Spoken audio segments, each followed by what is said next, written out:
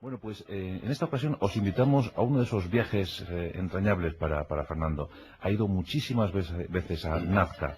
Hemos hablado de Nazca ampliamente en el programa durante tantos años, pero siempre la visión de Fernando Jiménez Rosso es la que más nos interesa, porque él tiene esa particular forma de ver, de descubrir, de investigar las cosas.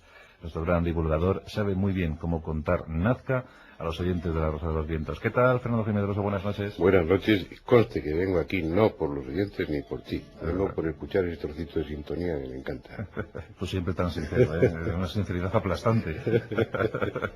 Bueno, pues Nazca una vez más, ¿verdad, Fernando? Nazca es una constante, es uno de esos sitios mágicos, Sí, increíbles, que siempre tenemos una cita con Nazca, y ¿no? que sigue siendo esa y es tan grande, es tan visible, es tan pisable, por lo menos alrededor. Dentro yo creo que no se debiera pisar. Sí. Y a pesar de eso sigue siendo un enigma de esos que está sin resolver, ¿no? Sí, los aficionados al misterio es como que Nazca es Sí, es una especie de la Meca, ¿no? una referencia, ¿no? Hay que ir a Sí. Nazca una vez en la vida. Y yo creo que sí, que merece la pena, ¿no? No he estado muchísimas veces, como tú generosamente has dicho, he estado pues varias veces y he rodado allí pues unos cuantos documentales a lo largo de los años y sobre todo en torno a 10 años, entre el 79 o 78 y el 88, pues en esos 10 años aproximadamente fui en varias ocasiones y grabé varios documentales ahí. Ya comentamos en una ocasión, hablando de los viajes raros, pues que Nazca estaba a punto de costarme la vida en 2 ocasiones, ¿no? O sea que los dioses, los viejos dioses de aquella zona peruana, pues no les debo caer mal porque no lo han permitido. La primera vez al no aceptar aquel avión que se estrelló y empeñarme en el helicóptero, y otra vez pues en otro viaje unos años después pues una avioneta, una de Havilland, que nos recogió en Ica, y que no le oí que se quedó sin gasolina cuando estábamos llegando a Nazca. Pero bueno, afortunadamente no pasó nada. Te comentaba antes que menos en bicicleta las he recorrido de todas maneras, pero tampoco en globo he tenido. Ahora sí se puede hacer, yo creo que hay posibilidad. Lo que pasa es que no creo que la visión sea muy buena, porque hay mucha neblina. Es un lugar que te sorprende. Lo primero que te llama la atención es la ingente, la descomunal obra de esa gente, porque son centenares. Y bueno, después de reparar en su grandiosidad, en el enorme trabajo que ello supuso, pues, cubren toda la Pampa Colorada y siguen más allá y se meten también en Chile y aunque ya cambien de factura, pues siguen estando presentes ahí. Pues después de asombrarte de todo eso, lo segundo que piensas es que estaban locos.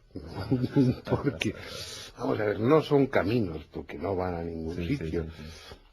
No son pistas de aterrizaje, vamos, eso del aeropuerto. Eso es una de las muchas estupideces que uno lee y a veces hasta se cree antes de ir a los sitios, ¿no? Pero dicen el aeropuerto de los dioses. Sí, que un cuerno, vamos, aparte de que los dioses no creo que necesitarán pistas de aterrizaje, ni mucho menos, ¿no?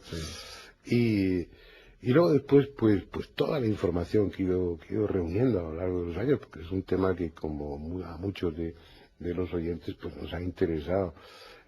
Lo que pasa es que yo tengo el defecto o la virtud que no me conformo solo con el tema, con el más, sino que trato de situarlo en el tiempo, trato de conocer toda la historia que hay detrás, la historia previa que hay, de conocer lo que fue la cultura nazca, de conocer lo que fue la cultura de Paracas, de tratarle. Ves que todo eso es una constante, que en los mantos de Paracas están también esos dioses voladores que están volando en los mantos, que también tienen 4 dedos en la mano, pues como el dios y los personajes de Tiahuanaco, como el mono de 4 dedos que hay representado en las pistas de Nazca, como María Reiche tiene 4 dedos. Sí. Tenía 4 dedos la mujer, pues perdió uno. Eso la primera vez que la conocí me llamó mucho la atención, ¿no? Es curioso ese mimetismo, ¿no? Es cuestión del destino o de qué es, ¿no?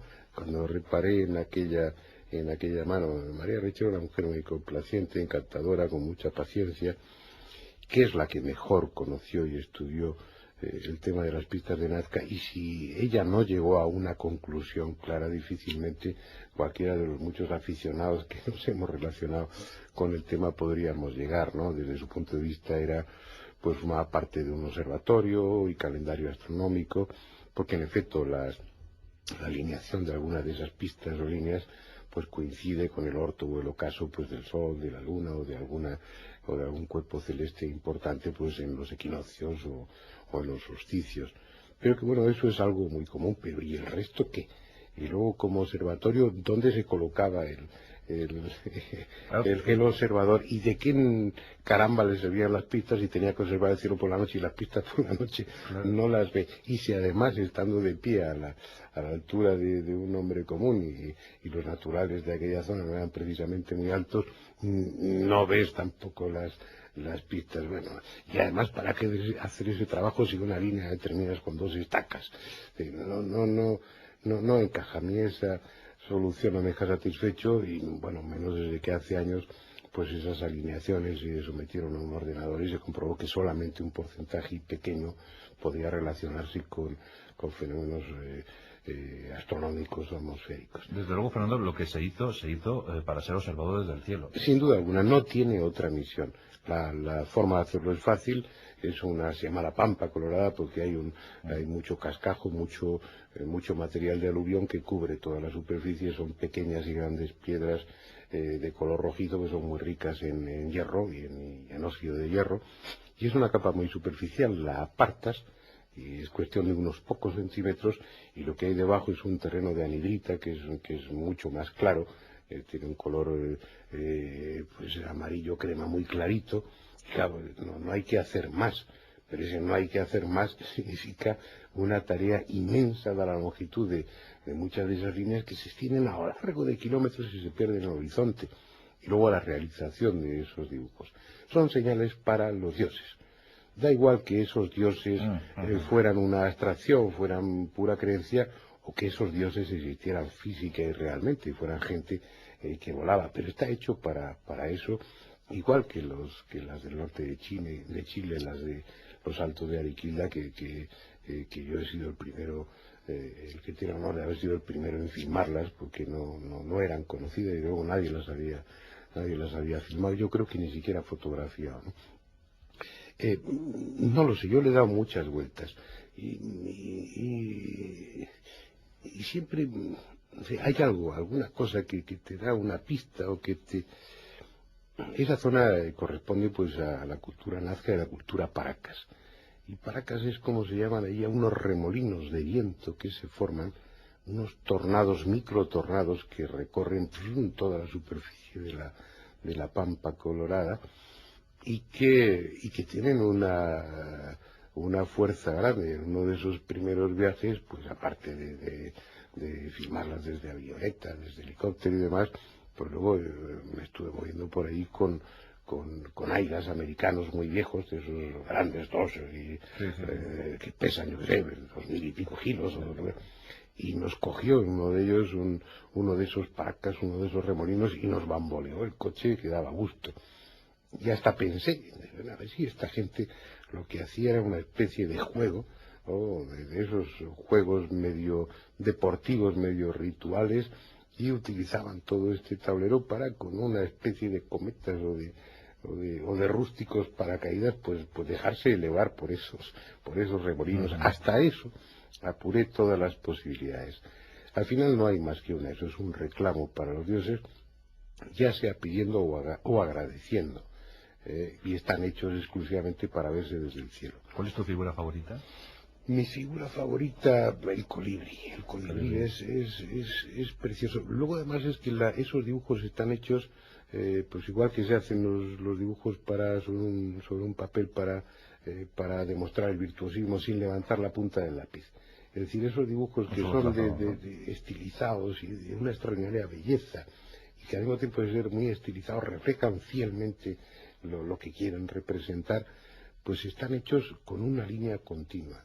En el colibrí las dos líneas que formarían un larguísimo pico se funden, se unen con otra serie de líneas paralelas transversales al pico Todo eso tiene un sentido, todo eso responde a un simbolismo, a alguna razón de algún tipo, ¿no? Toda esa gente se ponía en marcha por motivos religiosos, que es lo que movía en el pasado a la gente, al pueblo, en las épocas en las que no había tarea o faena agrícola, pues se movilizaban por eso, por temas religiosos manipulados como es de rigor, pues por los jefes, por los reyes o por los caciques.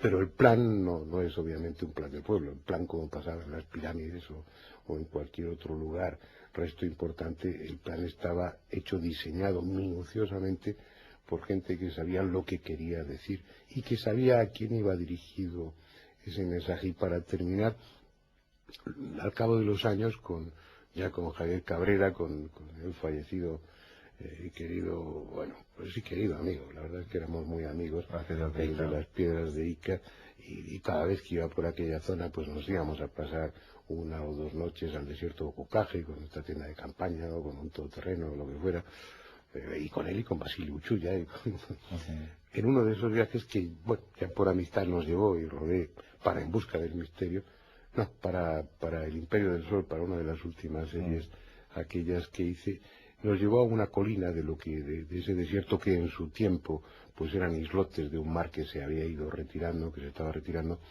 para llevarnos donde había pues multitud de restos paleontológicos en la propia superficie del terreno, donde según él pues había los restos de uno de esos homínidos que convivieron con los grandes saurios y que están recogidos en las Piedras de Ica, ¿no? Y bueno, pues es una blasfemia desde un punto de vista antropológico y paleontológico, pero bueno, el hecho es que sí, convertidos en piedra, yo estuve y reconocí un trozo de esfenoides que, como en anatomía 1, en medicina, pues te lo tenías que saber mejor que la cara de tu padre, pues no, y si no era de un hombre, pues era de un homínido. Y curiosamente, después de todo aquello, desde arriba, desde la colina, me dice, mira eso. Y una de esas pistas de Nazca, a muchos kilómetros de distancia, terminaba al pie del cerro. Qué barbaridad. ¿Casualidad? Pues yo pienso que no. Ay, cada día me gusta más el hereje. Cada día me gusta más el hereje. Tenemos que hablar un día de Giordano Bruno. De Giordano Bruno. No de Bruno, de nuestro común amigo. No, Giordano. Que bueno, que dignamente pues te ha sustituido durante agosto, pero Giordano y tenemos que hablar de eso, de la, ¿cómo lo llamaba este hombre? Tiene un nombre que es, ¿no te acuerdas tú de esa verdad absoluta que esta gente buscaba en aquella época? Caramba, bueno, pues déjame buscarlo y el sábado que viene lo No te dejo buscarlo, tienes que... La Prisca Sapienta. La Prisca Sapienta, sí. El precedente de la teoría de los campos unificados. Sí, la Prisca Sapienta. Es que hay muchas cosas de las que hablar. Sí, bueno. Sí. Y bueno, y sábados tendremos para hacerlo. Y yo me voy, pues estoy quitando el tiempo a otros espacios tuyos que seguro que son de más interés. Pues seguro que no, todos a la par, Fernando. Muchas gracias, hasta sábado que viene. Hasta siempre.